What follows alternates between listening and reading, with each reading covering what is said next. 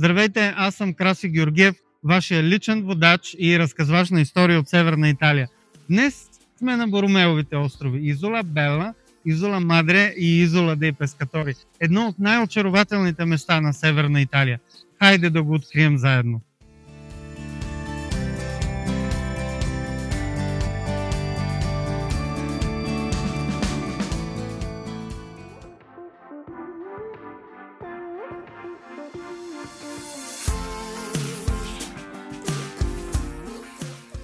Ако се отправите на север от Милано, само след около час път с кола или влак ще се озовете на брега на едно от най-живописните алпийски езера в Италия – езерото Маджоре. Разположено между регионите Пиемонт и Ломбардия, това езеро се разлива чак до Швейцария, където планините се срещат с водата в съвършен баланс. В неговата западна част, точно срещу елегантния град Стреза, се намират 3 острова, които сякаш са излезли от приказка – Боромеевите острови, наречени на благородническата фамилия Боромео, която ги притежава вече над 400 години. Те пазят богатото си наследство от дворци, градини и история. Тук, сред спокойствието на езерото и величието на Алпите, ще попаднете в свят на архитектурна изисканост, екзотична растителност и неподправена италианска романтика.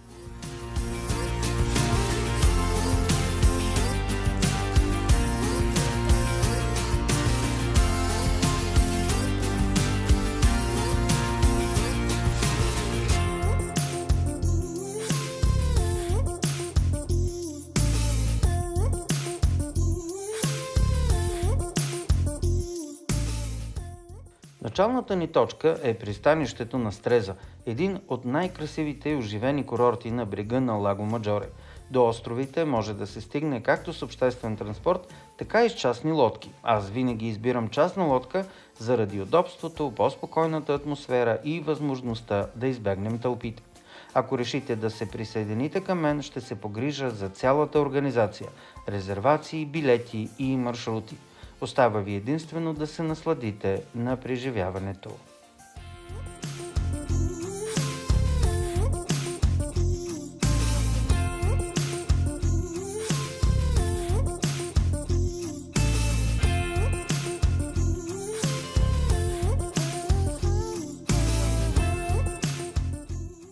След кратко спокойно плаване по езерото Маджоре, пред нас изплува първото от Боромеевите съкровища – Изола Бела, или Красивият остров.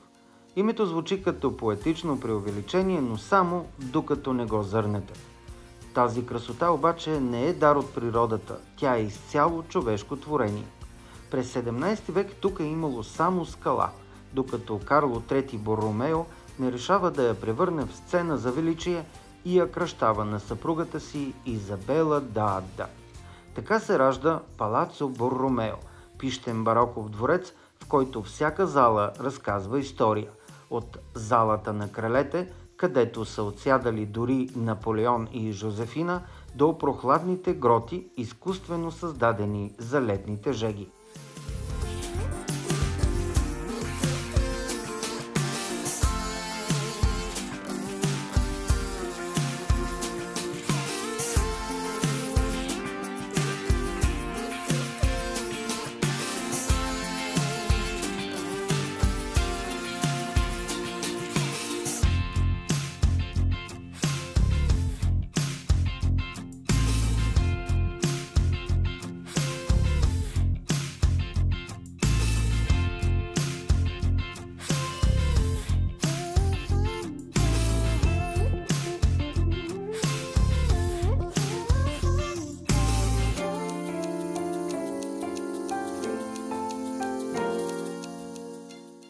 Навсякъде гоблени, мебели, стенописи, портрети, а навън спектакълът продължава. Терасирани градини, подредени като зелена пирамида, с фонтани, мраморни статуи и екзотични растения от 4-те краища на света. Камелии, лимони, пауни и алегории на континенти и добродетели. Тук всичко е подредено като картина.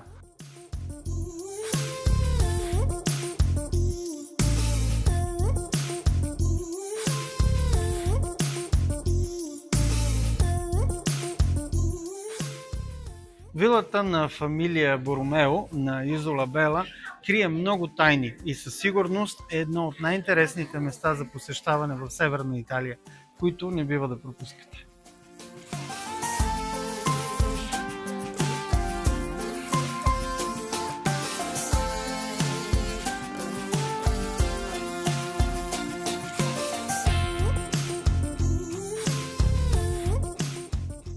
Казваме чао на Изола Бела, само за да се пренесем към следващото Боромеево съкровище – Изола дей Пескатори или островът на рибарите. Това е най-малкият от трите, но за мен безценно кътче от езерна идилия. Изола дей Пескатори е съвсем различен по дух. Тук няма дворци и терасирани градини, а тесни кълдъръмени улички, очарователни каменни къщи и атмосфера, която сякаш е спряла времето.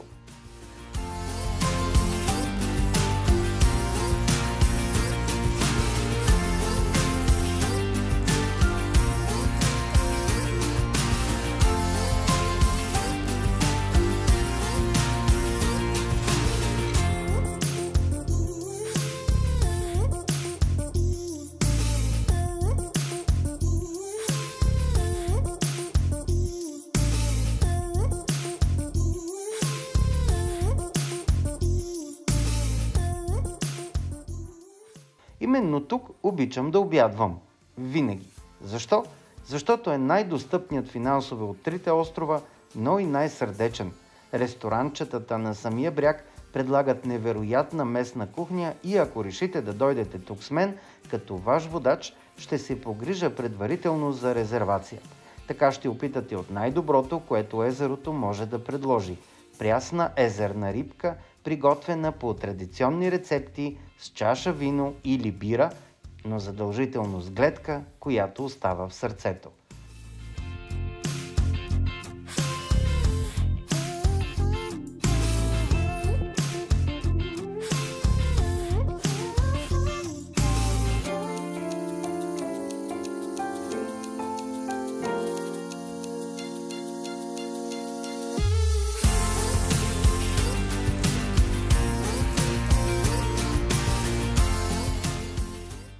Изола дей Пескатори не се състезава по пишност с другите острови, но ви кани да се отпуснете, да хапнете вкусно и да усетите простотата, неподправената магия на езерото Маджоре.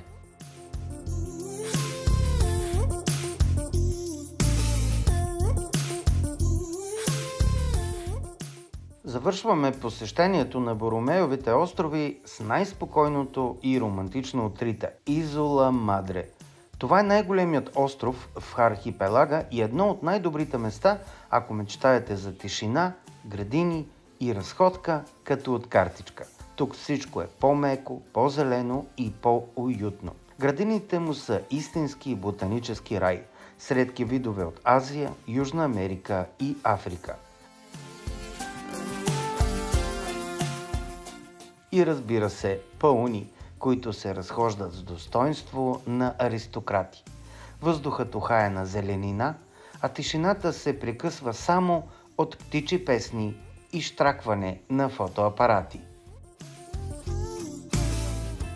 В центъра на острова се намира дворецът на фамилията Боромео – Палацо Резиденца Мадре. По-тих и по-личен от Палацо Боромео на Изола Бела, той съчетава домашен уют с изящество. Тук ще видите мебели от 17 век, порцелан, театрални кукли, картини, сякаш сте гости в стар, но все още жив дом. Изола Мадре не те приковава с пишност, тя те прегръща с хармония.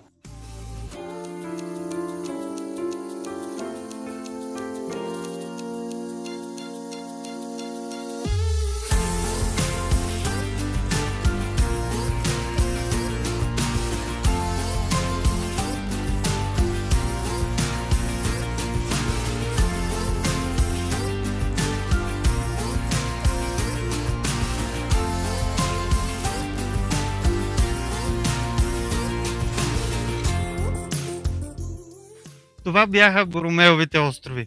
Едно от най-зареждащите и вълнуващи места, които Северна Италия може да ви предложи.